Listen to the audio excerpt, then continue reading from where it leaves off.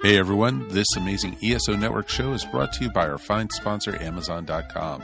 Please remember to shop Amazon for all your geeky needs, no matter what time of the year it is. All you need to do is go to esopodcast.com/ESO Amazon, or click on the Amazon banner on the ESO Network webpage to go to our e-store.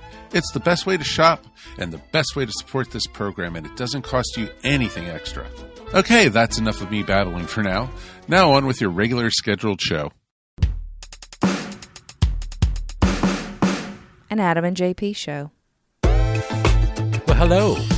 It's J. Patrick, of Podcast Roll. Hey, this is kind of our vacation week, so you've got a fresh new show coming up on Friday, but there's no fresh content for the midweek show, so we thought we would do something special. As you may or may not know, we have a Patreon page, patreon.com/podcasserole. And you go there and you can find some archives of the show, and you can also find some exclusive content that we do just for Patreon subscribers. So to encourage you to do this, we thought what we would do, we would take our vacation week and use this as an opportunity to give you just a taste of some of the exclusive content that you find at patreon.com/podcasserole. So we're going to go way back to May of this year, and all the buzz was about Guardians of the Galaxy. So Adam and I did a couple of May episodes where we talked about what we wanted to see in the Guardians of the Galaxy movie, and then our exclusive Patreon review of the Guardians of the Galaxy movie is coming up. This is actually 2 episodes that we're going to throw together and make it one episode of the podcast. Hey, the Patreon thing, if you want to do it, we appreciate it. Once again, it's patreon.com/podcasserole. $1 a month gets you exclusive access to our archives.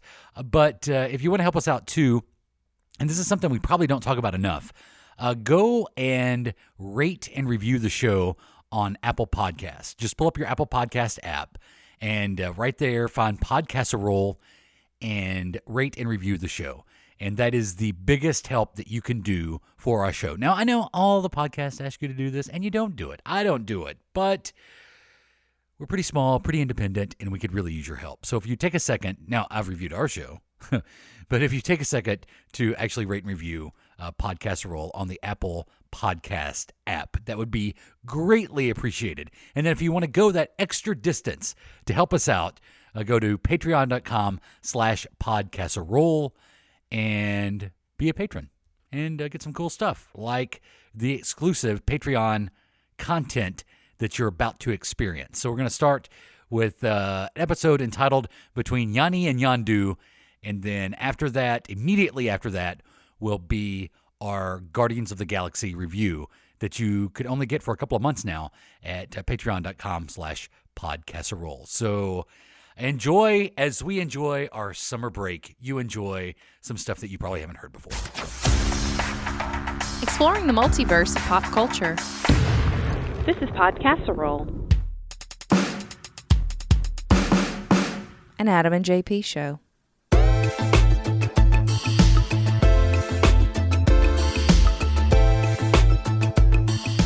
Hey, welcome to the Patreon show. Yeah, it's Patreon time.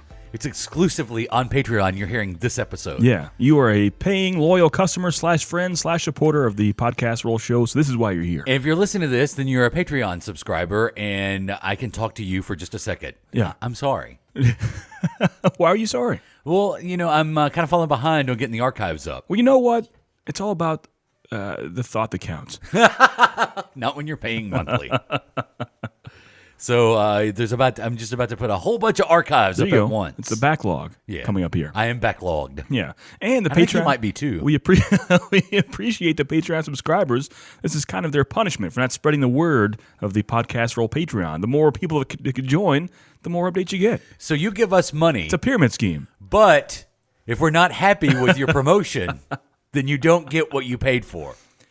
It's like any kind of organization does that. Think of WWE. If their pay-per-view numbers went down, I'm sure their quality, they would give less cares, right? They give less pay-per-views? You think so? I mean, they would put less into it. They would pay, if they had less money coming in, they would pay less to the wrestlers. Therefore, the quality of the programming goes down. It's all a pyramid. That's true. You see what I'm saying? Is that what happened in the early 2000s? Yeah, let's say that. Right before the WCW merge. Yeah. Or right around that. Yeah, pretty much. So this is going to be kind of like an old school show. Yeah, this is like an old Adam and JP show. Remember that thing? Yeah, well, according to Josh, that's what you still do. Did he say that? Yeah. I did not even notice that. Yeah, we're going to talk about this week. Adam was on Collection Connection with our buddy Josh, our sister show, if you will. Yeah. And as Susan, he introduced you. We've got Adam from the Adam and JP show. It's okay. I mean, I still almost do it. Yeah, it's been years. Yeah. We've been doing That's the Adam and JP show, so it's tough. Even now, I have to slowly stop before I say Adam and JP and say podcast roll instead. You're listening to podcast roll. Hey, podcast. Podcast roll. Yeah. I'll let him slide once. But it was fun. I did my Madball coverage. Yeah, you guys talked about Mad Balls a lot. I finished, and I'll talk more about that in the show later on, the actual free show for the civilians. But I finished my Madball collection. You're complete? Of the new ones. Yeah, of the new ones, yeah. Not the classic Mad Balls. Right, yeah. Yeah, if you're going to burp, look that way. It's not that bad. Because I suffered the consequences just seconds ago. Let me tell you one thing. This is for the paying members. Get this kind of advice. You shouldn't get gas station hot dogs. I've known that my entire life. They're tasty. Yeah. But on the run, I was quick, had a lot of things to do. And I just got some wieners without the buns, slammed them down. Man, the weird thing is, though. They still charge you the same amount. Of course, and that's fine. I actually even got it with the bun so they wouldn't think I was trying to scam them out of money. I just threw the bun away. But I go in there mainly for an energy drink. I see some dogs there. I'm like, let's get some dogs. But there's a line. We're talking before 10:30 a.m. in the morning, a line for the gas station hot dogs. People are lined up getting these rolling wieners. Mm-hmm. It's weird. That's a big thing now, huh? I know the gas station you went to. Yeah. And I guess it was the gas station. Yeah, the I one always close. go to. Yeah. And I never do the hot dogs, but I used to love the tornadoes that they had there. I've never had one of those. Yeah, I hear good stories, though. And the other thing that's on the roller. Yeah, the rolling item. I've never do the hot dogs. Right, yeah. Because I know. They're tasty. You don't eat gas station hot dogs. It's tasty, but the after effect, and that was quick, too. I came in, and I was kind of, had the old, the hatchet pilot gas problems. Something. Oh, gosh. Right after me and my wife got married, I got insurance. Yeah. Which good. It's always nice. That's fun. I had eye insurance through work, and I had not updated my glasses in years. As a matter of fact, this is the pair of glasses I had before these glasses. Really? So to show you how far that goes back. Wow. Because I usually get glasses, and then I don't change them out for years. I'll have the same pair. Now, is your eyesight pretty bad? No. Really? Well, I mean, Because you've had glasses for a long time. I'm so nearsighted. I have to wear them constantly because I'm nearsighted. Because I can't see, past, if I stretch out my hand, once I get past my hand, it starts getting blurry. So you can't live like that. Yeah. Day by day. That's right, John. So that's why I have to wear glasses. I also have astigmatism in my left eye. Gotcha.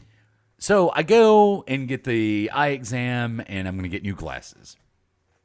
And it was the middle of the day, and there was something that was going on that after, we were pressed for time. Maybe the appointment took longer than we thought. So my wife and I leave the optometrist, and there happened to be a Target, right across the road. And she goes, we don't have a lot of time, but I'm really hungry. What can we get? And I go, well, we can just go over to Target and get some hot dogs. Yeah. You might have thought I punched her in the face. Really? She swings around. I'm not eating hot dogs at Target for lunch. They're delicious. Okay. Those are great hot dogs at Target. They also have Pizza Hut pizza. Yeah, and that's delicious too. Yeah. Yeah. The popcorn's good. Everything's good at Target. I'll do the Target hot dogs, but Yeah. I won't do gas station hot Really? dogs. Yeah. Much like a hotel, there's not much I won't delve into. Really? I did. You'd be proud of me, though. I have a wedding I'm filming this weekend in a city pretty far away from here, about 2 hours away. And the wedding goes much later than I'm usually doing stuff. So I you thought got a hotel? I was going to. Oh. Didn't want to spend, more than $100 a night. So I was trying to go below the $100 threshold just for a quick, 6 hours of sleep, wake up and come home. It's not like I'm staying there for a while. I need fancy amenities. Right. But all the hotels below $100, terrible reviews. I mean, pictures of blood-stained sheets and actual cockroaches falling out of the ceiling. Okay. I'm like, man, okay, I can't do that. No, you cannot get a decent hotel room for less than $100 That's a insane. night. What happened? Back in my day, What happened? I mean, Inflation? in the past decade, we've stayed at many hotels under $100 a night while gambling in a casino. There's several things that could happen if you no, that was a terrible hotel. That wasn't bad. That was a terrible. The no, Microtel? I didn't. Yeah, the Microtel. Yeah. No, it was a terrible hotel. Really? Yeah, it was terrible. Wow. You didn't think that was a terrible No, I hotel? thought it was pretty nice. No, it was terrible. There's several things that could happen if you stay in a hotel room for less than $100 a night. You could catch something, Right. like bed bugs. You might be stabbed. Yeah. Or a meth lab might blow up in the room next to you. That'd be the best of those scenarios, I would say. Maybe. Just take me in my sleep. That's all I'm saying. So you're coming home. Yeah, I'm driving home. You don't want to spend more than $100. Yeah. So I'll drive home. It's like, what is that from here? 2 hours? Where's the Chattanooga. Chattanooga? Yeah. Maybe 2 hours? Yeah. 2.5 tops?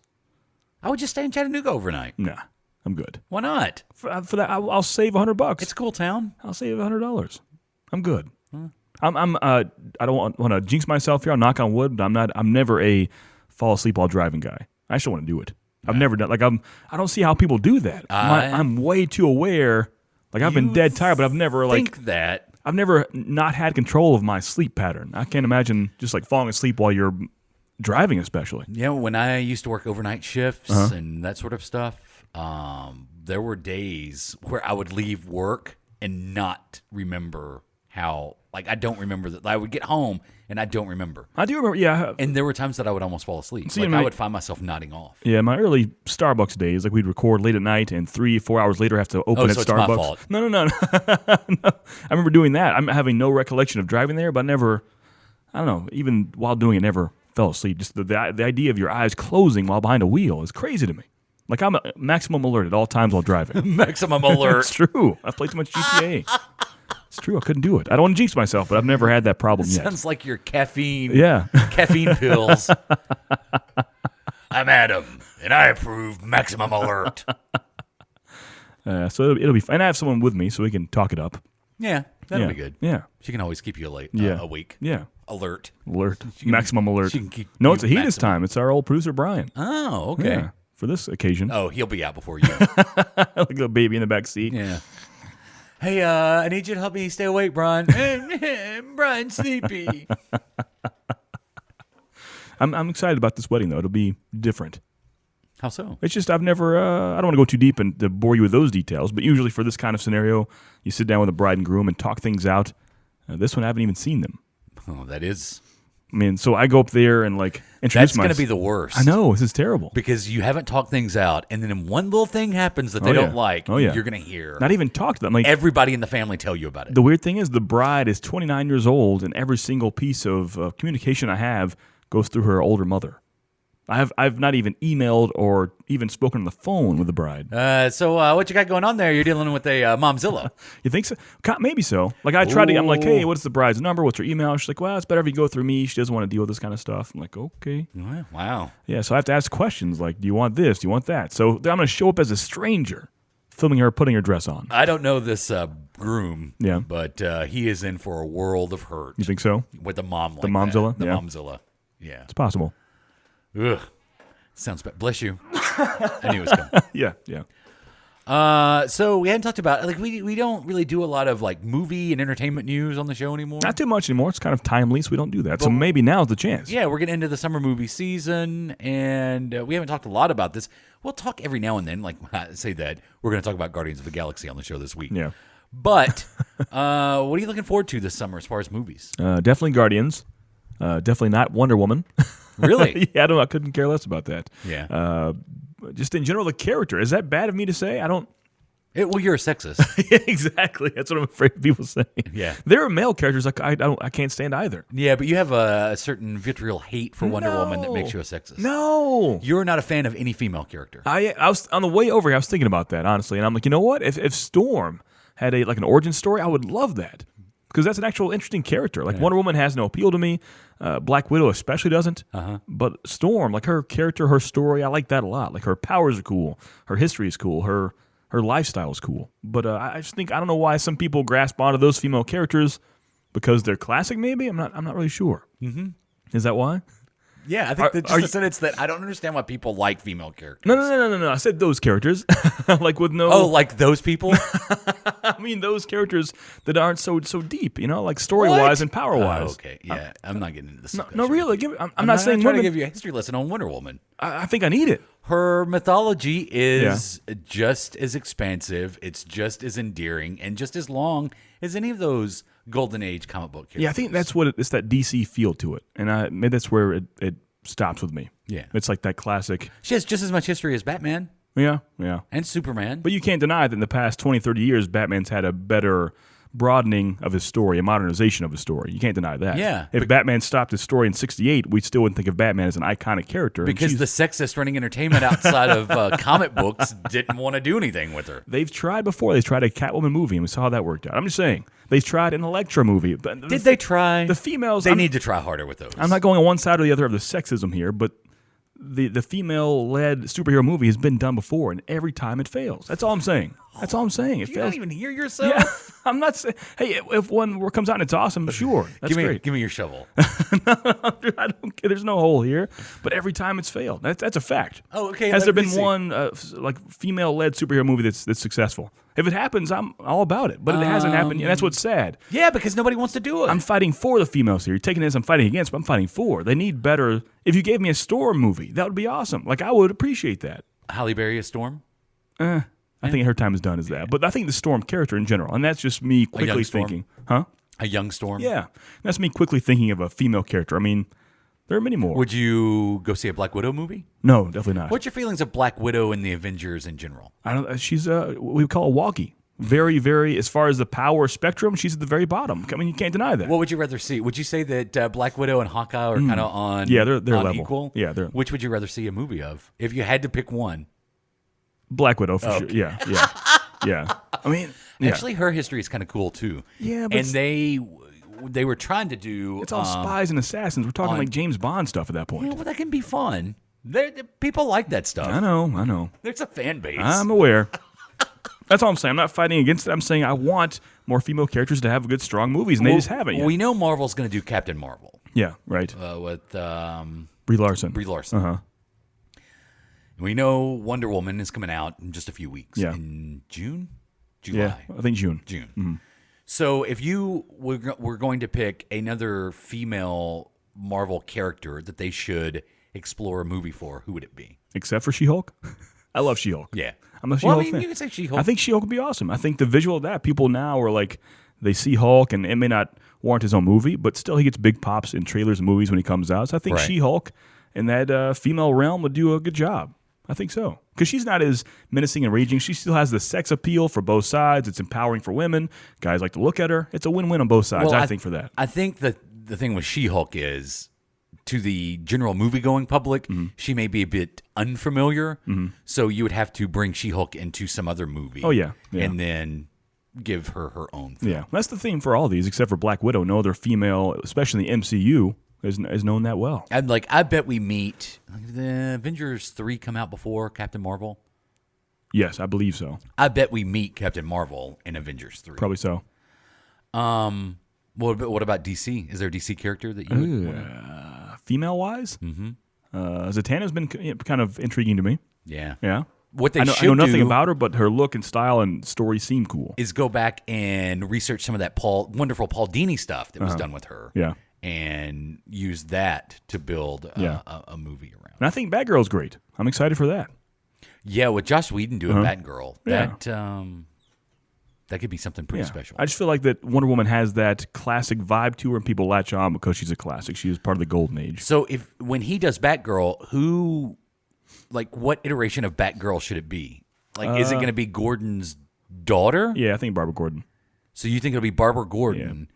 And if this is in that same DCEU, then pre-Oracle. I think pre-Oracle. It's got to be pre-Oracle. Oh, yeah, of course, yeah. Or then it would just be Oracle. Exactly, yeah. So the guy that's playing Jim Gordon in the Justice League movie, Whiplash. J. Jonah Jameson. Oh, wow. I forgot about that. What is his name? J. Jonah Jimmy, something like that. Oh, it's escaping me. Yeah, it's fine. So how old would his daughter be? If he's 60-ish. I think age is out the window at this point. You think so? In general, we think of Alfred as a certain age and Bruce as a certain age, and now we've seen that flip-flop so many times. I think it just doesn't matter at this point. I think the smart move would be make her between 20 and 25. Yeah. Not younger than that. I don't want another Alicia Silverstone Batgirl. Yeah, put her, not super young, Yeah. but kind of around 25. I forget her name, but the mute Batgirl it's a cool visual. That would not play well at all in cinema because your hero, especially in the age of Deadpool and Star-Lord, your hero has to be witty about them, and having no voice at all would be a bad idea. Visually, it's cool, but it would never happen. Quickly, because we are talking about, we're going to do like some of the summer movies, and we'll expound upon this in the free episode this week. What's your expectations of Guardians of the Galaxy? High, very high. Really? I think it will live up to it as well. I think so. Why don't you think so? I think it's the same thing we suffered when we went to see Avengers 2. You can only see the first Avengers movie once. And I think it's going to be fun, but it's not going to be the same experience. I think with the Avengers 2, though, we'd seen, not saying it's too oversaturated, but it kind of was. We've seen nothing at all of Star-Lord, Groot, Rocket, or Drax, or Gamora since the first Guardians of the Galaxy, whereas between Avengers 1 and 2, we saw those people multiple times, so it was more of the same over and over. But this, it's been 3 years since we saw our friends. I'm ready to hang out with them again. Yeah. That's how I see this. It's not as oversaturated. And I've mentioned this on here before. I am concerned that Nebula and the guy that's another character name is escaping me. The Blue Mohawk. Oh, Janusz. No, wait. not Janusz. That's Ghostbusters. Exactly. Yanni. I have no idea. Oh, what is his character's I said his name name yesterday to my wife. That's funny. I'm going to call him Janusz. It's something like that. Wow, I can't believe I can't think of names today. He's kind of part of the Guardians of the Galaxy now, and Nebula is going to be part of the Guardians of the Galaxy now, and so, like, everybody's a good guy that was in the first movie. I guess maybe unless Ronan comes back. Yeah. I don't want to be that comic guy, but in the comic storyline, sometimes they're up to 10 members at That's times. true. So it's one of those. That is true. Yeah, it's one of those things. So I don't know. I just think it's getting a little. Was Yanu? Yanu? Yanni. It's not Yanni. Janusz. It's not Yanni. It's not Kitty G. I think it's going to be good. I don't think it will be as good as the first one, but I think that's our expectations of loving that movie out of nowhere right off the bat. Yeah. I think it's going to be fun, funny. And we'll talk about that more on the Friday show this week. Fox has announced that in 2019, there will be 3 X-Men movies. Wow. Deadpool, which saw a lot of success being a Valentine's Day movie last year. That's been bumped to the summer now. Now Deadpool will be a summer movie in 2019. But you're also going to get the New Mutants and a female-driven comic book movie, Dark Phoenix. Yeah. So what do you think about, what's your thoughts on 3 X-Men movies in 1 year? I think 2 out of 3 of those are necessary. Which one's not? New Mutants, not at all. Really? Yeah, I don't. You'll get Cable over there. Yeah, I don't know. I think that's a tough sell. I think even, this is me generally speaking, but I think most comic fans, when they hear New Mutants, they're kind of meh on the idea. I'm sure some people, that's their favorite comic run. That's fine, but for the most part, that's kind of meh, and that makes me wonder how far that's going to outstretch to the cinema crowd now, because not only is the cinema crowd just movie fans now, but a lot of those, because of the Avengers and the MCU, are actual comic fans now. You know what I mean? So you kind of have to play that on both sides. Well, I feel like this New Mutants is more of an X-Men brand that it's easier to get Deadpool in. And I think that's what ultimately this is. It's like Saved by the Bell, the new class. No one liked that. Everyone gave it a shot, but no one appreciated it. But if, I think everybody loves Deadpool. You bring Deadpool in, I think he'll either make an appearance in New Mutants or be part of the New Mutants movie somehow. Cable will definitely be there, and I think that's a way to start bringing Deadpool into more of the X-Men universe. Which means I don't know that the next Deadpool movie will be as much breaking the third wall. You don't think so? Or fourth wall, as the last one was. I think they want him in that universe as a draw to an X-Men movie. Even in the universe, he could break it in that universe. You don't think so? That's the Deadpool feel. He can. And he comes over to other comic lines and he does the same thing, talks to the reader. He can, but if you go to see, say, Dark Phoenix, and you're building up, and everyone is giving 100% to make this story believable, and all of a sudden Deadpool shows up out of nowhere and starts talking to you. Yeah. It will take you way out of that Dark Phoenix. I don't think it will happen in Dark Phoenix. Yeah. I'm just using that as an example. I think you would say, if the name alone of Dark Phoenix wouldn't be a big draw, but if they know Deadpool's in there, I think it's a big draw at that point. Yeah. I think so. Money-wise, that's what people want. I wish he'd shown up in the Apocalypse movie. Yeah, exactly, yeah. What do you think about Dark Phoenix? I'm excited for with that's this cool. younger cast. Yeah, I'm down for that. Maybe do Dark Phoenix Do it properly. this time. But I wonder how they can do that, because we've already seen that in X3, but I guess the storyline of Days of Future Past made that never happen in the first place. I think they pulled a Star Trek. I did? think they did. I think once the events of Days of Future Past happened, now the slate is clean for history to change. So 1, 2, and 3 of the X-Men movies never even happened now. Well, it might still be part of the history, but it may happen differently. Yeah. Once again, that's a problem with the 20th Century Fox. We are comic fans. We are movie fans. We break these down more than anyone ever should, and we're still confused about it. Yeah. That's a problem. Yeah, that's true. That's all I'm saying. I don't know. Maybe. Well, Yeah. Logan was supposed to be this movie that's on an island by itself. Yeah.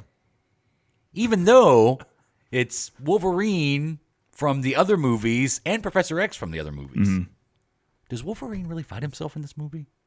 But you saw it, right? No, I haven't seen it yet. What? I You haven't seen Logan? No. What? Are you serious? Yeah. I think I had that spoiled for me a little bit. Why did you not? How have you not seen Logan yet? I just haven't had a chance. Wow. That's like the second best X-Men movie ever. What's the first? I like Days of Future Past. Yeah. It's my favorite I like that one. by far. There is a big fan base for X2. Yeah, I'm not part of that group. There is a huge contingent that says X2 is the best X-Men movie Really? of all time. Yeah. That's terrible. No. No one ever says The Last Stand. No. Juggernaut ruined that. So Disney made some announcements this week that in 2020 they're pushing back Indiana Jones 5 Yeah. I should watch those, shouldn't I? to 2020. What's your thoughts on? I mean, should they even do another Indiana Jones? No. I know you haven't seen the others. No, but not at all. No. You can have an opinion Yeah. based on the age of Harrison Ford. Yeah, not at all. If it's a good idea to bring. I mean, Steven Spielberg directed the last one. I think we've talked about this before, but why does he have such a love for that character? And anytime they wave a contract to him, he jumps on it. But you had to basically just force him to do the Han Solo role again. What's the difference there? The difference in working with Steven Spielberg and George Lucas? Yeah, I guess. You think so? Even though Lucas was technically part. But it seems like even with J.J. Abrams, you heard him talk to Harrison Ford about that. The only way he would come back is to kill off that character for good. Yeah. That's messed up. But for Indiana Jones, they probably offer him $20. Yeah, I'll put the whip back on. Yeah, but it's always Steven Spielberg directing it. He's directed every Indiana Jones movie. Mm-hmm. You think he just loves some Spielberg, huh? I think he knows this is the only way he gets to work with Spielberg.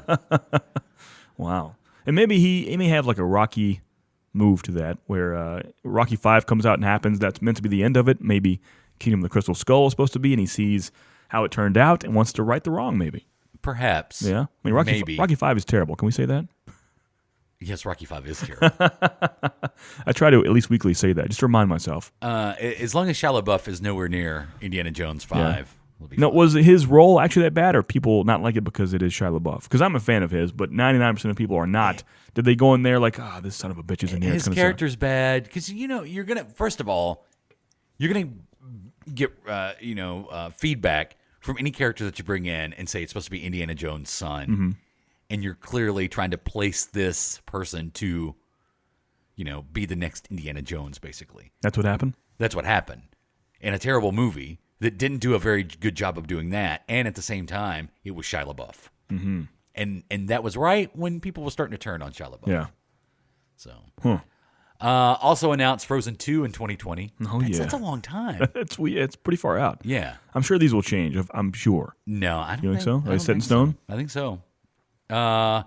And Will Smith has signed on to be the genie in the live-action version of Aladdin. Mm-hmm. Thoughts on that? I'm down.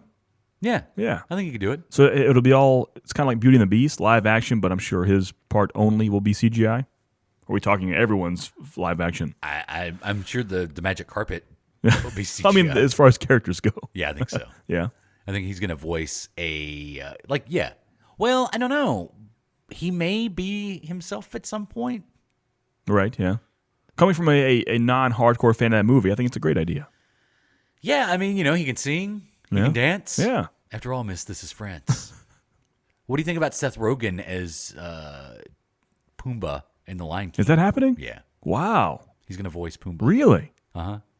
Okay. I could see that. Yeah. Who's Timon? Billy Zeichner from Billy on the Street on True TV. Whoa. Yeah. Weird.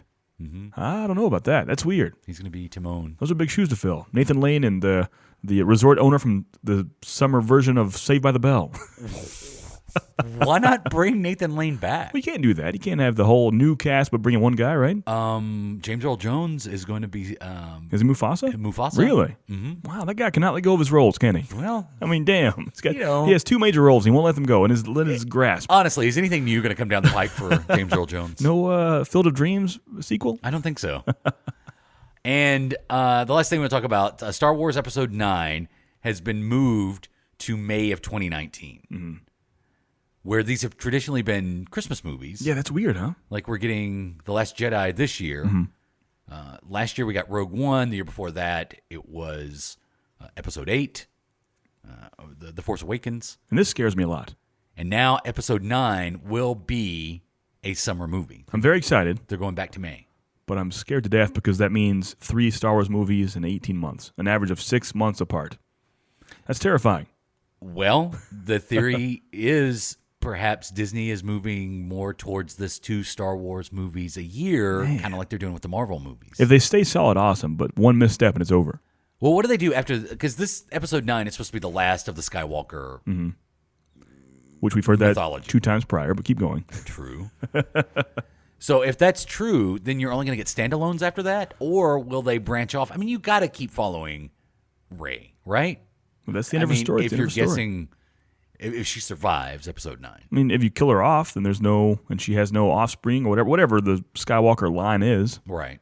She's Is done. it the Skywalker line? Maybe, I don't know. I don't know. We'll talk more about that coming up on the Tuesday show. This isn't just a big tease for the free show. You pay to get a big commercial. But we do have some. I do have some. I want to examine that on Tuesday. Is she a Skywalker? No way. Okay. No. Just keep that thought. You have thought she is? That's too obvious. From the get-go, I thought she might have been. That's just too obvious. thought That's she too, was. like, I have so many questions if she is. That's way too obvious. We'll Right? examine this more on Tuesday. Okay, yeah. What about so 2 Star Wars movies a year? We know that we're getting the Han Solo movie. What other aspect of the Star Wars universe would you like to see examined in a standalone film? The Empire, for sure. I feel like this whole, because, every villain or hero thinks they're doing what they're doing because it's the right thing to do. Right. So how about an actual Star Wars movie from the Empire's perspective? The whole time we've seen. Who would you cheer for? What do you mean? Like character-wise or side-wise? Yeah, like when you go in and you want to get invested in a story like that, like who are you going to cheer for if the whole film is about the Empire? The Empire. I cheer for them now. That's why I want to see their perspective. Well, I look at it from like the general population perspective. Yeah. I mean, Usually you need a hero. how about a to cheer Kylo Ren for. origin story? There was a time he was born to Princess Leia and Han Solo of a kind heart. There was a time he was being mentored by his uncle Luke Skywalker, one of the greatest Jedi of all time.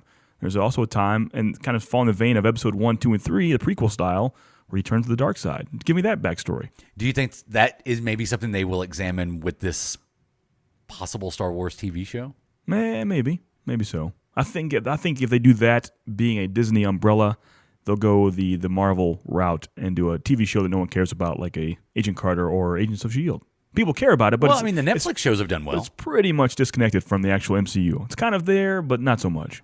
You know what I mean? I think they'll go that route. Different people, characters that aren't existing, actors that would never come on TV. Right. I think they'll go that route if they have a TV show. Unless it is Netflix. Are they talking about Netflix? Oh, they haven't said anything. But even then, they're just saying a possible Star Wars show. I think something on Netflix would be smart. But 'cause even you can only then- do like 10 episodes and be done with it. they're, for the most part, successful, minus Iron Fist. But they're still I think that's the exception, not the rule. pretty far removed from the MCU. I know it's all the same universe, connected, and they'll say, certain words, but as far as connection, never happens. Never see the actors or characters over there. Until Avengers 3. Yeah, is it going to happen? I think, yeah. Really? I thought they said no now. I'm so confused. No, I think Daredevil for sure will Really? be I thought they in said a Avengers big 3. no on that. Wow, that's awesome. I heard otherwise. That's cool. You got to bring them together at some point. If it's all in the same universe, you have to show that it's in the same. I mean, But if they you- do show that it's in the same universe. But like I've said since day one, if it is Avengers 3 when that happens, Then you have this cosmic entity with Guardians of the Galaxy and Thanos and Daredevil with his punches. Okay. Good luck. Have fun with that. Give him a little head pat and go on his way. Well, and here's the thing. So, how much time we got? Here's the thing. If Thanos creates the Infinity Gauntlet, he achieves the goal of having all the Infinity Stones, he can control time and space, right? Yeah. Which means there might be some repercussions for modern-day Earth. Perhaps when you see the characters like Daredevil, it will harken back to maybe the end of towards the original Avengers. Like something horrible is going on Earth, and they're kind of down there fighting the good fight. Yeah, maybe so. It's just from my perspective, it's a tough scale. Because to go back to what you were talking about earlier, I mean, Hawkeye. What's he going to do against Thanos? I know, that's what I'm saying. Honestly, what's Iron Man going to do against Thanos? Yeah, we'll see. Do you think that dream sequence in Avengers 2 was foreshadowing to what may happen in Avengers 3? I think they wanted it to. We'll see if it actually connects. I think a lot of things have changed since that was filmed. You think so? Yeah, the idea of it being 2 episodes, 2 installments. I mean, so if that's happened, you first had this big plan of having 2 movies, and all of a sudden it's down to 1. Something major happened along the way, storyline-wise, to go from 3 to 4 hours to now 1.5 to 2 hours. It's a big chunk of story taken out. Well, let me put this out to you. If Thanos can control space and time, what if he wins at the end of Avengers 3? Be realistic. And Avengers 4 is almost like a reset of the entire universe. Then our only hope and savior is Galactus, like I've always said. That's not happening. That's all I'm saying. Because he's part of the Fantastic Four. Throw like an X in there. Call him Galaxus. I'll take it. Yeah, new character, Galaxus. And make him look like the actual Galactus. But that's possible. That's one of the ways you could, because they've got to reset at some point. Yeah. Like Robert Downey Jr. is not getting younger. Chris, and his contract's up. Chris Evans' contract. I mean, and I know that's a big deal, and contracts can always be renewed. But I think maybe by the 4th Avengers movie, that is where you start to rebuild your team that you're going to see going forward. Yeah, I'm down for that. It's time. Like maybe at that point, the Winter Soldier is actually Captain America. I'm just afraid they've, or Falcon is Captain America, for lack of a better term, shot the load too early. In what aspect? I mean, if you have a brand new lineup of Avengers, who else?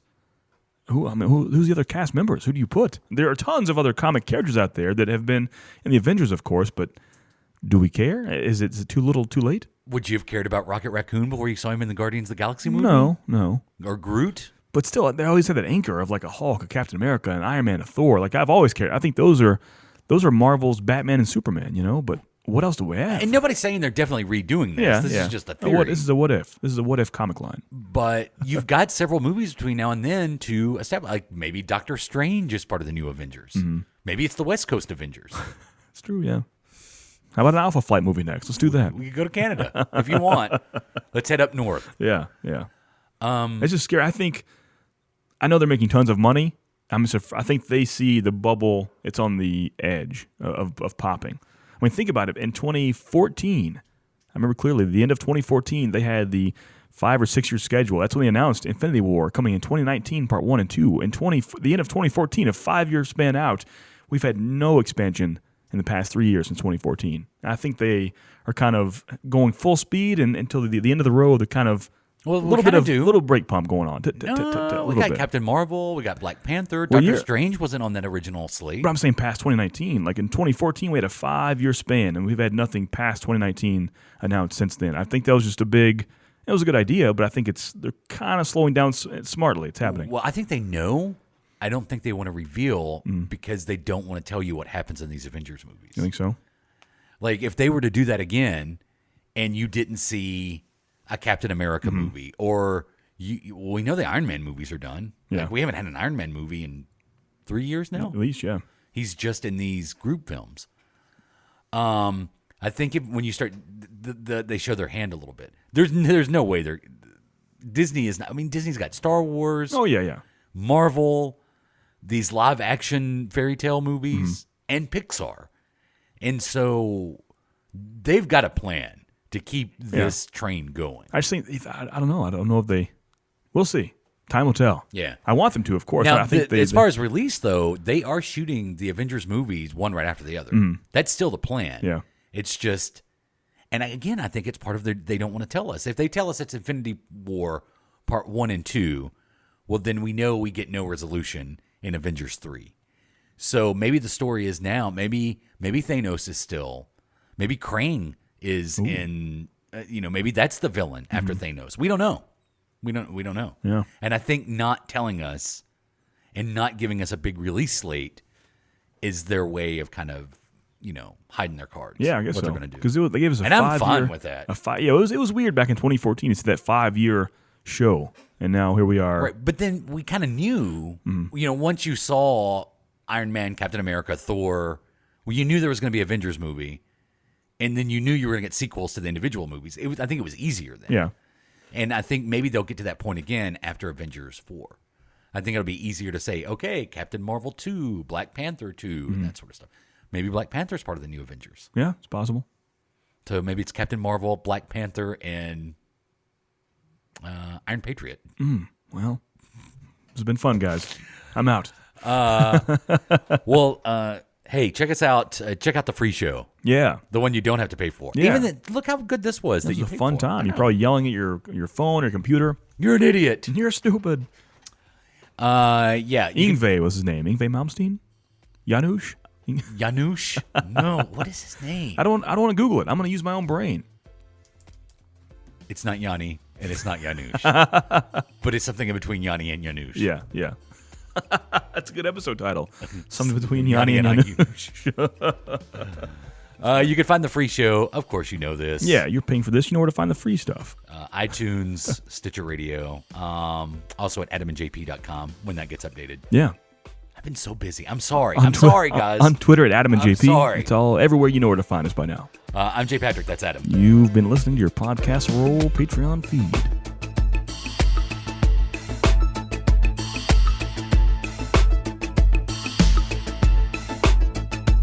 There's a fair chance you don't like the news, and I get that.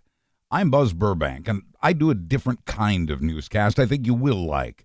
I tell stories, true stories, because when you view it the right way, there's nothing more amazing than real life. I cover most of the stuff the big media outlets cover, but often with a different approach, richer in detail, and with a perspective that ties it all together so we have some idea of what it all means. I deliver stories that'll make you laugh, make you cry, and make you angry, because that is the nature of life, and because you cannot be a better citizen unless you understand and feel the news. I also don't cover some of the useless stories you'll find elsewhere, and do cover real stories the rest of the media somehow managed to avoid. With my nearly 40 years' experience in broadcast journalism and a love of writing, this is a news program that's custom-made for you. Buzz Burbank News and Comment is now a weekly show, new each Thursday and available free on iTunes, SoundCloud, and several other platforms, and at buzzburbank.com. In addition to the other shows you enjoy here on the ESO Broadcast Network, thank you for adding me to your playlist as well.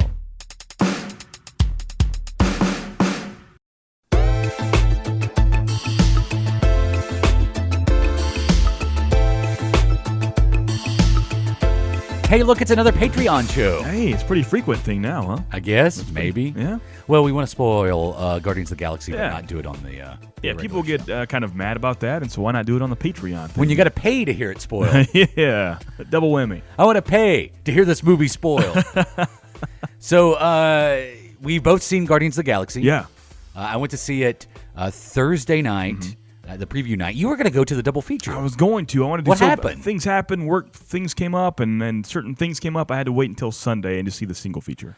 So we went to the late show on Thursday night, and I got a little bit of a bone to pick with our local AMC. Oh, what happened? Like, I've read that they drop the ball a lot. Really? Like, movies don't start on time, or when the movie starts, there's no sound, or movies will just stop halfway through. And I've never experienced that at our local AMC. But we went Thursday night. The show started at, 10 o'clock, 9 or 10 o'clock. And we get there, and about a quarter till or maybe about 20 minutes till the previews start. And they only showed 2 previews, Star Wars, The Last Jedi, and Thor Ragnarok. And then, my wife was like, why are they starting early? And I said, well, maybe they want to start the movie right at, top of the hour. So they show a couple of previews, and then they start the movie. Wow. About, 10, 15 minutes early. That's crazy. They start the movie. And so we get into it, and we're going to spoil it. So the first 5 minutes is basically a Baby Groot dance scene. Yeah. So we get, I would say, probably 5 minutes into the movie, maybe, almost all the way through that dance scene with Baby Groot at the beginning. And then it just shuts down. Oh, man. And my wife says, what's going on? I said, I know exactly what's going on. Somebody came in late. The movie had already started. They complained, so they just turned it off. And I said, they're going to start it back. They'll start it back. We had probably about 6 minutes. Yeah. I said, they're going to start it back. She goes, do you think they'll start it where they picked up? I said, oh, no. They'll start with the trailers. Yeah. Sure enough, top of the hour. I watched the Dairy Queen sequence and everything. Here comes the Last Jedi trailer, the Thor trailer, and then, the Dairy Queen sequence, all of that. Wow. So, yeah, our local AMC needs to get it together. Well, I've had, not just that theater there, but many theaters I've had bad experiences before, sound cutting out and things happening. I have bad luck with that. Yeah, they don't need to set everything on auto. Yeah. I know that's what it is. At this point, it's all automated and it's all digital. So they just set it up and, they set it and forget it. Yeah. And sometimes it doesn't work. That's true. The old Showtime rotisserie. So what's your overall thoughts of Guardians of the Galaxy? So I've had Volume 2. a week to think about that, and I can say without a shadow of a doubt, I like it more than the first one. You liked it more than the first one? Yeah, I really do. I do. I didn't. Yeah. I thought the story was better than the first one. I thought it was a much better story than the first one. What do you think makes, and I'll explain why, what do you think makes this better than the first one? A lot of things. Every single emotion I had in the first one came back tenfold. The tears were there. I had physical tears. I cried again, but even more so. It was more emotional than the first one. It was funnier. The first one had humor bits. This one was funnier. It was more of an all-out comedy, I would say, with emotional bits. Great action scenes, just great everything. I think the character development was more in depth.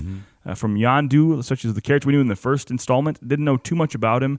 This one here, you learn much more about him, and he becomes one of my favorite Guardians of the Galaxy characters. Just better character development, better comedy, better emotion overall. And to me, that makes, from the beginning to the end, I was entertained in some way. And I'm not saying I wasn't with the first one. I love it so much, but this one was just kind of cranked up a notch. And by the way, by me saying that this wasn't better than the first one, by no means am I saying this is a bad movie whatsoever. This is a fantastic movie. It's great. It's in the top tier of Marvel movies, along with the first one.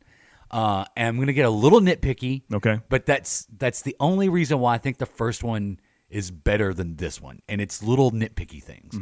I really felt like there was kind of and it's to be expected, a little bit of a Disney Marvel corporate hand that was placed on this movie Why do you think so? Wasn't on the first one. I think they were very good at do you like the music from the first one? We're going to acknowledge the music throughout this movie. Get it? You love the music. Well, that's what, people wanted that. I know. Whenever those moments happen, I'll get excited. Yeah, but you can do that organically. Like they did in the first one, without straight out calling out, having a character say, hey, do you have a clone of Peter's music? Because everyone loves it, and we're going to play it now, and have a little mini music video. And again, it's not as bad as I'm making it sound. I'm trying to prove a point. And again, it is very nitpicky, but I think it's a way for them, if I had to think about that, it's a way for them to kind of have like a wink, wink, nudge, nudge. Because easily, without saying that, they could play the music while he's taking out the Ravagers, and you wouldn't think twice about it. But the fact he says that, it's kind of like a nudge to the crowd, not like that. But you could have characters acknowledge the song, such as in the first one, when you first hear Hooked on a Feeling. Yeah. And Peter, he's like, I know that. It's Blue Suede, 1978. Hooked on, you could do stuff like that rather than having Rocket Raccoon actually ask for the soundtrack to the movie. Yeah, I'm saying I think it's kind of a wink, nudge, nudge. Like they could not even have the song in like the movie world. Only we hear it as viewers, like they did many times in the movie. Yeah. They could have done that as well, but it was a little wink, a little nudge. Yeah, but they kept. It happened more than. It happens at the very beginning. I know, and I loved it because he's taking the whole time to get the music going. It is a funny scene. That is the funny scene, especially when Rocket's like trying to wink, and he's like, I'm winking with my left eye. That was funny, but again, I just felt like that was not James Gunn as much as it was Marvel Disney saying, "Hey, people love the music. Interesting. Okay. Really play up the music." My second point of contention has to do with that same thing. it really felt like that after, Guardians came out and it was this huge success, there was this big round table meeting. You know what we need in the second one? More Drax jokes. And see, I was worried. You remember me talking about that. Yeah, I was afraid. I think that was a valid concern because it was proven. I think in it was this movie. Really, Seth, I actually liked it. A lot of them landed. Yeah. Hey, again, Yeah. I'm not saying it wasn't funny. Yeah. There were, Dave Bautista Yeah, in a not rocket pack, screaming nipples as he takes off. Nipples! I mean, it's funny. Yeah. It was really funny. Yeah. But over and over, it's like, okay, kind of awkward scene. Let's go to Drax with a joke. Yeah. It just, and I'm like, oh. See, what made it great in the first one was it was out of nowhere and it felt so organic. I mean, I never thought I would like Dave Bautista as much as I did in that first Guardians. And again, in the second one, I would say 65% of the jokes he does lands. You think that small amount? But I think there's a small amount that that don't land. Wow. Yeah. See, I think I was laughing at every single one. I think I did. I think if you go, have you seen it twice? I need to. I want to I badly. think maybe when you go back and see it again, you might notice that they kind of overdo the Drax jokes but I like the again. Drax But let me stress, this is nitpicking. Yeah. This does not ruin the movie Right. in any stretch of the imagination. But I mean, two things I love from the first movie: the Drax jokes and the music. So I'm always in the mindset: if I like it, give me more. That's what I'm in the mindset of. But see, I'm afraid of what that sets up for future Guardians movies. Mm-hmm. If it was great in the first one, and then you overdo it in the second one, then what are you going to get in the third one? Yeah. It's just going to be Drax and music and Baby Groot dancing. Yeah. Which was my third thing. Yeah. I love Baby Groot in this movie. Mm-hmm. And there's some fantastic Baby Groot scenes, especially in the cell on the Ravager ship. Yeah. When he's going to get Yondu's fin. Mm. But I thought it was a little too much, Baby Groot. Really? Yeah. See, I've heard people say that, and I'm like, I could watch him bring stuff back and forth for an hour and a half. Not that scene. I could watch a movie of that. But I just think overall, Yeah. there was too much emphasis on Really? Baby Groot. I think if it had been a quarter less, Yeah. it would have been immensely more See, I enjoyable. want a Baby Groot movie. Just an hour and a half of Baby Groot. That's all I want. I'm serious. I would love that. You're not going to get it. Kill him again. Bring him back. Give him the you old could Kenny. always do that. Yeah. Kenny South Park. Do you think that will happen? Hopefully. You think they'll kill At him this off point, again? I Just have love Baby Groot back? Baby Groot much more than Groot. Hopefully so. I think there'd be a big backlash. You Really? can do that once. Yeah. You do that twice, it falls into the same category of what I'm talking about. Yeah. The stuff that worked. Hey, we want to see more of this. It really felt like James Gunn was, before he wrote the script, he was handed a list. More Drax jokes. Yeah. More music references, and a lot of Baby Groot. Because people love Baby Groot at the end of the movie. But those are the things we like from the first one, so give me more. Again, I'm being nitpicky. I got you. It's all right. Yeah, I'm not saying I didn't like this movie. I thought this movie was awesome. Will this break your top 5 Marvel movies? It might. Yeah. It might. Yeah. It was really good. So, what did you think of Peter Quill's dad? It was good. Ego the Living Yeah, Planet. that's from what I've heard. That's Kurt Russell. most people's problem with the movie is how guessable that was, how obvious that was, and to me, it wasn't that obvious for why. Even if it was, so what? Like, I mean, I don't understand the need for a twist ending for a villain to come out of nowhere, and people have to accept it for that. I've heard most people say the first moment they saw Ego, they knew he was the bad guy, and that threw them off. And they just couldn't not focus on the fact that it was a twist coming. Like, why? Why does it have to be a twist? Think of the Joker. When you know the Joker, you know he's the bad guy. There's no big twist at the ending. He hasn't been good the whole time. He's always bad. Like, why can't a villain be a villain anymore without a twist and people expecting that? His motives are questionable through the whole movie. Yeah. As soon as he's introduced, he's introduced with this kind of, should we trust him? Shouldn't we? So I'm with you. Yeah. It's just odd to me that it's their main complaint. I've heard everywhere. Yeah. Is that was so obvious. I'm like, so? Yeah. Like the first time you saw the Joker in The Dark Knight, were you mad because he wasn't presented as the ultimate villain at first? Or you have an antagonist and a protagonist. That's how plots work. Yeah. That's the way things happen. I think I think that to have a problem with that, I mean, if anything, it makes you feel more for Peter Quill and the fact that he just met his dad and he's kind of blinded by that to other motives that may be going on. Yeah. And it's okay for the audience to know things the characters don't know. Yeah, every horror movie does that. Right. We all know the guy with the chainsaw is behind that door. Yeah. Only the character doesn't know. So, yeah, I'm with you. I think that's kind of a illegitimate argument to make. I mean, it's fine. that he was questionable from the get-go and ends up being the villain. Yeah. And when he makes that villain turn, I think it's pretty cool. Oh, yeah, very much he's so. He's pretty vicious. Yeah, he is. Yeah. Just that moment when he tells Peter that, he hated putting that tumor in his mother's brain or head. Yeah, and then it just snaps Peter right back. Yeah. And then he shoots him to pieces. Yeah. And what does he come back as? That's right. Michael Knight. Yeah. Yeah, he does. Yeah. We saw some Hasselhoff. We saw some Which Pac-Man. I think that we saw was all kinds of good stuff. because when I told you my theory that Hasselhoff may be in this movie. Yeah. And something very similar to that. Like a role very similar to that. Yeah. You felt like that has the pretension, the potential to take you out of the movie and maybe ruin ruin the movie, but take you out of it. But the way it was done in this movie, it was done very well. Yeah. Quick little scene. I've tried to be everything you wanted me to be, and he does it in the, Did they young up Hasselhoff for that? Oh, I didn't think about that. It's possible. I'm going to see it again this weekend. Yeah, they I want may to. have done the CGI was so good. Yeah. Those opening shots of the Dairy Queen scenes and all that were insane. Insane. Dude, I'm telling you, that took me right back to like 1988. Yeah. When I went to a Dairy Queen that looked just like that. Right. And they haven't changed too much, unless they build them new. But the signage, the logos. The logo's a little different now and stuff. I was confused why this Volume 2 movie still took place in 2014, though. I don't know why that happened. Did something happen between 2014 and now? If you do the math on that, and they showed 1980 whatever, I guess it was 1980, and 34 years later, this is happening. So even Volume 2 takes place in 2014. I don't know why they did that. I think they just wanted to do a movie that was only a few months from the first one. I guess so. That way, they're still kind of new at being the Guardians. They can still reference the Nova Corps because you're not that far removed. But here's the thing, and this is the problem I always have when you're talking about our years and months versus space. It could be different for every planet. Oh, yeah, totally. So, in our time, that was 3 or 4 months after the events of the first one, which I didn't mind that. Yeah.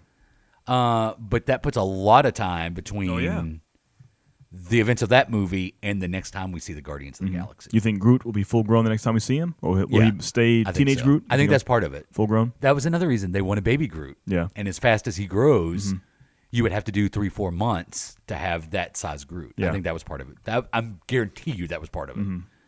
Like, how do we do a movie where Groot's still a baby? Well, we can do it 3 or 4 months afterwards. Okay. Kurt Russell at the beginning of this looked straight out of Big Trouble in Little China. He did, yeah. Yeah. And do you know there was obviously some digital work done to young him up, but not as much as had to be done with Robert Downey Jr. or Michael Douglas. Really? Apparently, a lot of that was done with makeup. Really? Oh, wow. Yeah, clean shaven, and then a lot of makeup, probably a wig. Yeah. Wow. And then a little bit of digital effects, which I think is very cool. Yeah, it looked amazing. It looked just like a real person, like a real young person. Looked younger than I did. Favorite moments? Oh, man. So many. Like I said, it's an emotional roller coaster. Probably, I didn't expect it, but I think Yondu was one of my favorite characters of this movie here. In the first movie, I almost borderline despised him and didn't care for him whatsoever, but this one he really redeemed himself. Just the moments where he kind of, right before his, and this whole thing is a spoiler, I guess, but right before his actual death, when he tells him, he may have been your father, but he wasn't your daddy boy, or something like that. Yeah. He wasn't your father boy. But I'm your daddy. Yeah, that's it. That's the one. I was your daddy. That's the line. Stuff like that. It really, really hit home for me. That and there's a lot of Yondu moments. When he kills the Ravengers with his whistle darts and all the good stuff. A bunch of great Yondu moments. And Baby Groot and Drax and everyone. I love seeing the Rocket Raccoon traps go off to Southern Nights by Glenn Campbell. Yeah. That's pretty awesome. Yeah. I really like Yondu in this. I didn't recognize this when I watched it, and then in reading afterwards, because I wasn't, I'm not one of these, I've loved Guardians of the Galaxy for that. No, I did not read Guardians of the Galaxy. But apparently, when Yondu was part of the original Guardians of the Galaxy in the comics, that's what his fin looked like. Yeah, so I do have some old comics. That prototype. Yeah, the big red, and he himself looked totally different. He was much thinner, much more muscled, had like a different clothing onto it, but it was that big red. And it's funny how they remake stuff in the cinematic universe, and we accept that as truth, but you go back to the source material, and it's way, way, way off, and you're like, that looks funny. But to the comic reader, the cinematic stuff looks funny. It's strange. We get Sylvester Stallone making a cameo. I guess a little more than cameo. Yeah, I didn't like that so much. He's introduced. You didn't like Sylvester Stallone? You know I love Stallone, but Yeah. for me, it's like that took me out of it a little. That was my one beef for the movie. That Stallone was in it? Yeah, that took. I mean, Really? I don't know. I have such a connection to Stallone. When I see him, he is one of just a few characters for me, and that I don't know. The voice was still there. His body, it just I don't know. You never get the colors. Yeah, maybe give me a little more makeup on him. You know, I mean, Yeah. think about that. If there is, I don't want to go too deep into that, but if in the 80s is whenever. Well, what year was he taken from Earth? 1980 what? Because he was conceived in 1980, so 86, 87ish. Well, They said, but it's been a while since I've seen the first one. so you think he was 8? Yeah, so say He mid-late was a little 80s. older than 8, wasn't he? You think? 1990? Anyway, so around the 80s or 90s, No, he was it was taken, definitely 80s. he was taken from Earth. So at that point in time, he's well in tune with Hasselhoff and music and pop culture on Earth. Why no Rocky? Yeah, who plays Rocky and Rambo on Earth? And he sees Stallone. I'm not. That's diving way too deep in there. You can't. If you're It's a doing valid that, question, if you're- though. If you're doing that kind of stuff, you can't say anybody is acting anything. I mean, even Kurt Russell. You would know Kurt Russell. Yeah. You wouldn't know Big Trouble in Little China? Exactly. Or, Yeah. Or, so you can't Tango go and Cash? You can't go that route. But it's stuff like that is in my brain at all times, and I just didn't like Stallone in that role. No, I think that's an interesting idea to bring up. As in tune as Peter Quill is with pop culture. Yeah, he would know Rocky or He Rambo. would know Rocky and Rambo. Yeah. And Sylvester Stallone is Rocky Balboa. Yeah. Well, maybe, I don't know. Maybe there's another actor. Yeah, like I said, I mean, yeah, Maybe Arnold Schwarzenegger that's possible. Yeah. is in Peter Quill's world. Arnold Yeah. Schwarzenegger was Rambo. That's possible. That's I don't funny. Yeah. I didn't mind it. I'm very curious to see what they do because, and again, this is something that I realized after the fact. But the group that Stallone is with, I knew he was Starhawk. I Yeah. knew that. I didn't realize all of those characters were members of the original Guardians of the Galaxy. So it's one of the post-credit scenes. You get a shot of the original Guardians of the Galaxy featuring Miley Cyrus. That's what I heard. Is It's a one of voice. the voices. That's weird. Yeah. I didn't catch that at all until afterwards. So I'm curious to see what they do with that group, and I think we will see more of them. Yeah, I going think forward. so. mean, I don't think he brings somebody like Stallone in, Yeah. and it was more than a cameo. It's a new character that they're introducing, Yeah. and apparently it's an important character. Well, it is an important character. So I don't think you do that without having plans. It's possible. So I get used to seeing Stallone. It's possible Guardians made. I mean, last time we had John C. Reilly, we had Glenn Close, established actors and actresses, but we saw nothing of them since. Oh, I think we'll see them again. You think so? I think we will see the Nova Corps again. Yeah. Yeah. What'd you think of the Sovereign? I thought they're pretty cool. It was Yeah. creepy in a way. Yeah. It's that whole gold and just kind of. It was kind of weird the fact that they controlled their ships by video games pretty much. That was a little odd. Yeah. But I thought the design was really cool though. I liked them. I like the way they looked. Kind of a almost Egyptian type look to them. And then in the comics, and again, I'm very familiar with Adam Warlock in the comics. In the comics, he's not created by the Sovereign. Right. See, I knew nothing about him at all. You even had to tell me what that character was. Yeah. I heard Adam. My wife looks at me. I'm like, I have no idea what they're saying. Yeah. I have no idea. Maybe I'm in there. Yeah. I'm aware of that character, but I have no Yeah. I have no recollection what he does or And who he is. Adam Warlock is he's very powerful, immortal, capable of, handling the Infinity Gauntlet. So Yeah. I think we see Adam Warlock in Avengers. This is 3. they're prepping for the future. They're sneaking in a little small. They gave us first, Iron Man's, Thor's, Hulk's, Captain America's. Now we're getting Rocket Raccoon and Drax and Adam Warlocks and and Ant-Man and they're stuff. It's funny. Really starting to fill out the Marvel Cosmic Universe, which I think we're going to see more of. I think there's a reason when you watch the Thor Ragnarok trailer, it looks like Guardians of the Galaxy. Yeah. I think that's by design. To the point, did you catch Jeff Goldblum in the credits? Yes, I was confused by that. I'm like, wait, he's not even established was he yet. in the movie No, at all? Not at all. It's just we've seen clips from him from Thor Ragnarok. That's it. And he was in the credits. I gave a double take on that. Like, wait a minute. I don't want to double down on my, Hasselhoff theory and my looking glass theory, but I'm going to go out on a limb and say I'm going to make a prediction that we see one or more of the Guardians of the Galaxy in Thor Ragnarok. Right. Even if it's a post-credit scene. And it may be all of the Guardians in a post-credit scene. That would be awesome. And I thought it might happen in this movie. There has to be, and I think the hint is Jeff Goldblum in the credits. There has to be, you have to connect it at some point. And Thor For some reason, Ragnarok, they've been separated for sure. yeah. Yeah. Thor Ragnarok is a perfect time to connect the Guardians universe with the Avengers universe. You do it on Ragnarok where you have the Hulk and Thor. And so when shit hits the fan in Avengers 3 and they have to fight Thanos, you have two Avengers that are aware of the Guardians and everything in there. Yeah. So I just hate that we won't get to see Yondu in a scene with Thanos. I know, right? Yeah. Yeah. Yeah, Yondu kind of stole that movie. He stepped it up, right? He did not really expect did. that at all. Even when the first time we see him, basically in the red light district for the first scene in Volume 2, I'm like, oh yeah, him, great. Yeah. But in the movie, man, like it was good, very good. Had some great lines, great acting, great redemption. It was all good. The Mary Poppins line, come on, that's a classic. I'm Mary Poppins, y'all. That's a classic. That and the probably that and the Zune had me doubled over in laughter. I shouldn't expect the Zune to come out. See, I love the Zune reference, Yeah. but again, it's like, oh, we only have 2 audio tapes. What do we do? What if we bring in the Zune? But I was worried about that. I mean, I was myself worried. Wait, Like, man, the music is so important to this. What's going to happen in Volume 3 or beyond? Well, now you don't have to worry. You have to worry no There's more. 300 songs. I'm so excited. Plus, depending upon when that Zune was taken from Earth, you could have 8, and I think that's what you'll see. Yeah, I hate that because I love the idea of keeping the soundtrack in that yacht rock, decade between 1975 and 1983. That kind of era of music. You want some new wave in there? Well, I mean, you can. Yeah. You can have. I don't know if you'd call the Runaways new wave. Yeah. But I mean, Cherry Bomb was in the last one. Yeah. So you can have different genres. I mean, there's been R&B, but just that decade, that kind of few years span. I like pulling the music from there. I don't really want to. I don't want to see the Guardians fighting to, P. Diddy from the Godzilla soundtrack. That makes one of us.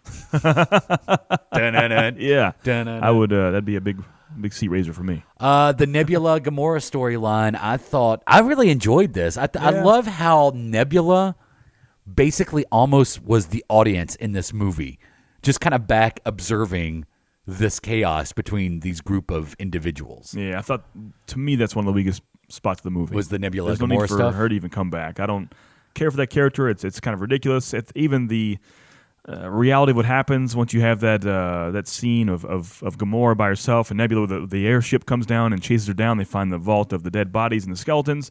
That moment there just screamed Batman v Superman to me. She's going to kill her. She has a chance, and she's like, oh, I just want to assist her. I thought it was done so much better than Batman v Superman. Yeah, well, it was 10 times, but still, it wasn't needed for me. Because I didn't need that. it's like we can act like we're gonna kill each other. We can act and we can act and we can try, but when it comes to actually killing you, I can't. Yeah. So But Nebula tried. Like I think that was forgotten. She chased her down with a plane and shot at her. Yeah. with Oh, intent to absolutely, kill. absolutely. But in that moment, and then I think when it comes down, when you're actually that's Hand to one hand, thing. yeah. But when you're less than a foot and a half from a person and you can kill them, that's different than chasing them. So I love. Well, it fit the whole theme of the movie, which was family reconciliation. Yeah, yeah. And so it was perfect to have that storyline in this movie when you had the stuff with Ego and Peter and Yondu, Rocket and Peter, Groot and Drax. Yeah. Yeah. But I didn't mind it. James Gunn has gone on record as saying that in the third one it'll be a more Gamora-centered story. Really? Which I don't mind. I like Gamora. Yeah. What about the dynamic between Drax and Mantis? That was great. It was good comedy. Yeah. Now there were some really funny moments between those two. Yeah. Like when Drax starts, gagging. Yeah, she wakes and him coughing. up. I just imagine myself physical with you. Oh, you're hideous. You're beautiful on the inside. Yeah. Yeah, it was good. I had no idea Dave Bautista had that kind of comedic chops built into his body. Well, I was listening to Talk is Jericho, which is a podcast that Chris Jericho hosts. And last week, Dave Bautista was on there with him. And he was talking a little bit about, like, the nipples thing was supposed to be in the first Guardians. Really? And James Gunn loves that joke and wanted to get it in the first one and wasn't able to find a spot in the first one where it made sense. So they did the joke like 6 times through the filming of Guardians 2 to assure there would be a point he could get that joke in there. Wow, Yeah. that's funny. The whole idea that Drax has sensitive nipples. Nipples! Anything else? That's about it. I think, what do you give it, a 1 to 10 rating? Oh, solid 8.5. Yeah. Yeah. 9. You know what? Solid 9. Yeah. Yeah. I don't want to say 10, but as close as I can to 10, it's not 10. Yeah. It's definitely one of the best Marvel movies. I mean, I've always said Guardians was my favorite, and by liking this one, it's my new favorite. I mean, really. It's been a week, and so I'm not really riding on the coattails, and I can say with some nights of sleep, it's my favorite Marvel movie. The range of emotions and storyline and start to finish, I enjoyed the way it was made. It's really good. I mean, it's a great movie. Yeah. I think they were able to prove something with Guardians, and that is every second Marvel movie isn't always bad. Yeah. They did it with Captain America. That's true. I thought Winter Soldier was a stronger movie than the first Much one. more so. But Iron Man 2 to Iron Man, Thor 2 to the original Thor. What's another sequel they've done? It's about Avengers 2 to the Avengers. original Avengers. Right. So they kind of broke that cycle of the second one. I mean, again, I still think the first one's better, but it's quality. It's really, really good. Yeah. By no means am I saying it's bad at all. Those numbers? That's I know, crazy. it's ridiculous. That's awesome. I honestly thought it would break 160. Really? Opening weekend. Yeah. It's pretty much almost doubled what the first one did the first week, right? Oh, yeah. Yeah. The first one only did 70, I think. And then it was word of mouth that made that thing a monster. I think that first one had 145 in the first day, I want to say, right? Or was it the weekend? It was the weekend. Okay. First weekend, it did 145 million. Yeah. Worldwide, I think it's done, at this point, 300, 400 billion, 400 million. That's not bad. No, it's not bad. When you got King Arthur opening this weekend, that if it's lucky, will make $6 million. Yeah, that's going to be a bust. It's sad because I love Guy Ritchie so much, but that looks terrible. Yeah, I mean, but if it's not a Sherlock Holmes movie. I forgot he did those. Or if it's not a Snatch movie. Yeah, there we go. That's what I'm talking about. Yeah, I peg this King Arthur movie to be one of the biggest flops of the summer. That's sad, yeah. Yeah. And Baywatch. I'm excited. I want to see Baywatch that. is on the fence. I won't pay full theater money, but I will redbox that with a quickness. No. Like in the trailer, I laugh. I see it as a. And once again, I'm kind of going against what I preach because I get so mad when they have air quote classic shows come back as a comedy version. But I think this could work. I think it could work. Yeah. Because there's no way you could straight face tell the story of Baywatch today with a straight face. You couldn't do it. Police cops, you could. A family coming together from two busted up families like the Brady Bunch, you could. I think Baywatch, there's no way you could have a serious story about lifeguards. You couldn't do it. Could you have a serious story about Alf today? Depends if you had like a horror twist to it. Could you do like an Alf drama Yeah, horror maybe, movie? yeah, I think so. Where he comes to Earth just to kill and eat cats? Yeah, that's terrifying. Yeah. That's It is sad. terrifying. It's sad too, yeah. Yeah, so no, I'm not excited about Baywatch. No, yeah. I mean, it could be huge. It's either going to be, there's no in between with Baywatch. It's either going to be huge or it's going to flop. Could be huge. Yeah. Especially with The Rock. You know, I'm an Efron fan and a Rock fan. It's a win-win. Win-win recipe here. This is your man crush movie. Man crush movie Wednesday. But I'll give you a Guardians of 9.99 if I can do that. Okay. Yeah. Let's do 9.75 because 10 is nothing is wrong with it. What is a 10? Is there I don't has have a there 10. been a 10 in the Marvel universe? No, I don't have any 10s at all. Is Avengers a 10? No, not to me. That's like I mean, that means you have no problems whatsoever. I think every single movie you see, you'll have a problem with it. Even if it's small, like my thing with Gamora and what's her face? Nebula. And that was very minor and just not a problem at all, but it was still there. That stops it from being a 10. Was the original Guardians close to a 10? Yeah, but it was, I mean, I like this one more, so it's still below this one. So this is 9.75. That's a 9.74. Or yeah, sure. They're really close. Like they're really neck and neck to me. Yeah. Yeah, I like it a lot. I had a good time. Like I was just entertained from start to finish. That's what a movie should do. Oh, it's totally And like I said, the entertaining. rant, like I was like bowled over laughing. I was crying. I was like gripping my chair and the action sequences. And I saw Pac-Man, for God's sake. I mean, Yeah. this is made for me. There's a Yeah. yeah. I'm going to build a huge Pac-Man monument. And like I said, the Zune, I don't know why that came out of left field for me. That really cracked me up. Yeah, because that was great. I actually had this like feeling of sadness in my stomach. Because this is the last tape. I'm like, man, it's the last tape. The music is so crucial to this story. And I saw the Zune, and I was relieved and overjoyed. Yeah. And now, as you've seen on eBay, if you have a Zune, they're going for triple digits for the first time in 15 years. You know, it's so funny. I was working at Toys R Us when those things came out. Yeah. I have handled so many Zunes. Yeah.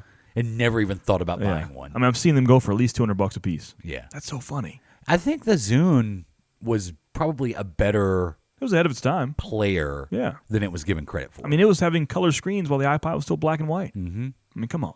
But everybody, It's Apple. You can't beat Apple. went under the Apple hypnoses. Yeah. But that's funny to me, the Zune. Because I would imagine there's no way in hell they could use an Apple iPod for as far as rights when they pay for that. But the Microsoft Zune, that was probably a 50, and Microsoft gave it over the rights to Zune to use that.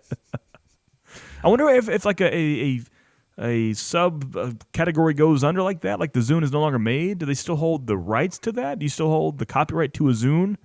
Does Microsoft still own that? Even though it's I'm no sure longer, they do. Oh, yeah. It's no longer active? Yeah, I'm sure they do. So if a movie used that for profit like they are, they had to pay Microsoft. Oh, yeah, Microsoft owns that. Yeah. I mean, they wouldn't, unless they sold it off to somebody. Yeah. And then it's whoever owns but I don't think they would do that. Yeah. I don't think Microsoft's ever sold off any of their hardware copyrights. Yeah. So we did this on Patreon for Guardians. What do you think the next movie is we'll do this for? Man, I don't know. There's some supposedly big movies coming soon that Pirates? I'm not excited about. Yep, not excited about that. Wonder Woman? Nope. Alien? Nope. Keep going. No. Spider-Man Homecoming? I'm excited. Oh, we'll be back in July. There we go. We'll see. The more I see of Wonder Woman, I'm just kind of like, I'll see it. I'm going to be there with an open heart and open arms. But I want to be entertained. Give me some laughs. I'm hopeful, but, Yeah. honestly, I think there's a better chance I would enjoy it because my expectations are so low. Oh, yeah. Yeah. I have very low expectations Agreed. for this movie. Yeah. And the reason why, it was written by Zack Snyder. Well, this one is too? It wasn't directed by. Right, but it's written by? It's written by. I had no idea he had anything to do with it. Yeah. Wow. Yeah. Wow. And until they pull Zack Snyder totally out of anything with this, everything's going to... Wow. It's going to have the potential to suck. Agreed. See, I mean, because here's the thing with Zack Snyder, and we've talked about this on our show before. He got into Man of Steel basically from his work on The Watchmen. Yeah. Now, he's done some cool stuff along the way, and he's always done very visually cool stuff. But I think it was him making The Watchmen that got him Man of Steel. I'm not a fan of The Watchmen. No, not at all. I mean, it's got some cool stuff in it, but as a movie, it drags. It's kind of boring in spots. Very much so. I don't care about any of the characters, even the ones that I'm supposed to. And oddly enough, that's exactly what he's done with our favorite DC heroes. The same description there. Yeah. So what do you think will be the biggest movie this summer? I think it may be tough to beat Guardians once it's all said and done. I think this is one of those that people have it's kind of like a steady horse. Do you think it'll come close to $1 billion? Come close? Oh, yeah. You think so? Oh, yeah. It'll make $1 billion. Yeah. Worldwide? Yeah. Oh, yeah. I think that may be the one to beat. I don't see anything else that'll come close to that. Domestically, Spider-Man will be the biggest movie this summer. You think so? Mm-hmm. I don't know if he has what he needs to have for that. Yes, he does. The world loves Groot and Rocket right now. I don't know know if they love Spider-Man as much as that, though. But what he has is Tony Stark. It's still a selling And the point. fact that everyone knows that Iron Man's in this movie, and this movie is basically this year's Avengers movie. Not in the sense that all the Avengers will be in it, but it continues that story. Yeah. Or the biggest that will be the biggest movie of the summer, but the biggest movie of the year will be The Last Jedi. Oh yeah, without a doubt. Yeah, this As it should be, Christmas. Well, hey, go check out the free show. Yeah, do it. Always just check out Podcast Roll, Facebook.com/AdamandJP, and on Twitter @AdamandJP as well. I'm Jay Patrick. That's Adam. This is your special paid for Podcast Roll.